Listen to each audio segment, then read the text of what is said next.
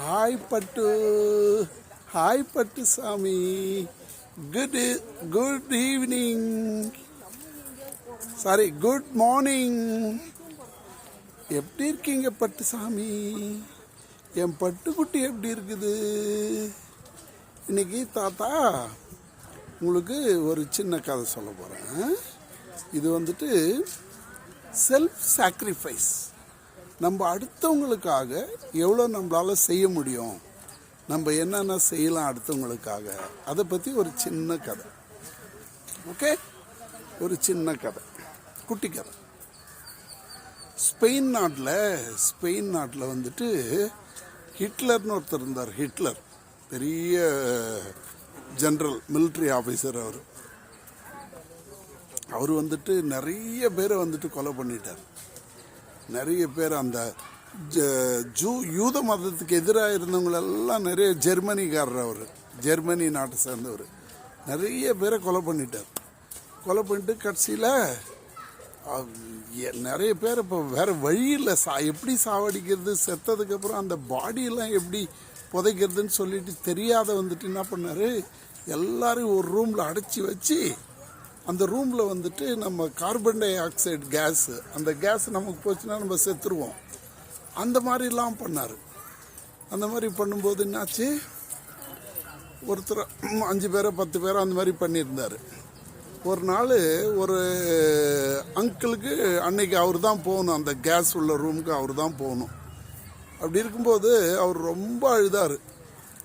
ரொம்ப அழும்போது பக்கத்தில் ஒரு ஃபாதர் இருந்தார், மேக்ஸின்னு சொல்லிட்டு, மேக்ஸி கோலேன்னு சொல்லிட்டு ஒரு ஃபாதர், சாமியார், நம்ம கிறிஸ்டின் சாமியார் தான் அவர் வந்துட்டு ஏன்பா இப்படி அழுகுற, என்னாச்சுப்பா அப்படின்னாரு.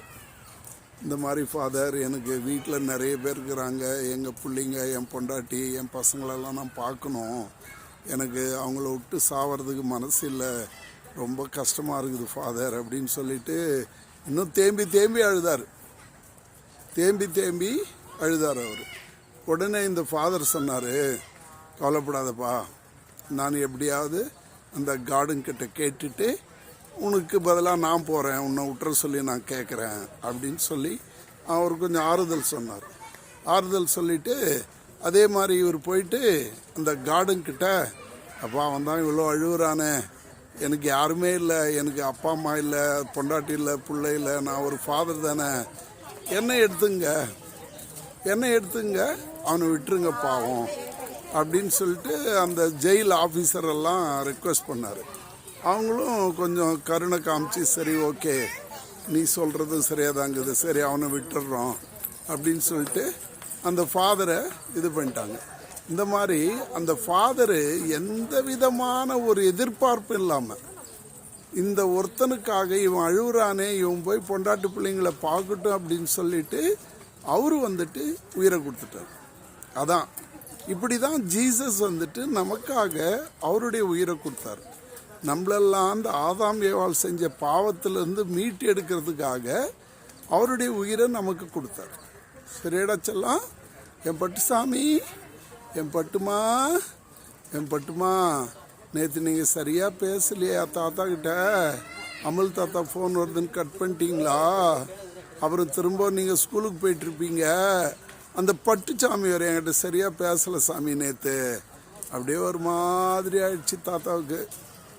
அப்படியே தூங்கிட்டேன், கதை கூட முழுசாக பார்க்கல, தூங்கிட்டேன். பேச முடியலனாட வாய்ஸ் மெசேஜ் அனுப்புங்கடா சாமி. பாய் பாய். உங்கள் அமல் தாத்தா வராங்க இன்னைக்கு. பாய் பாய். என் பட்டுக்கு பாய், என் பட்டு சாமிக்கு பாய்.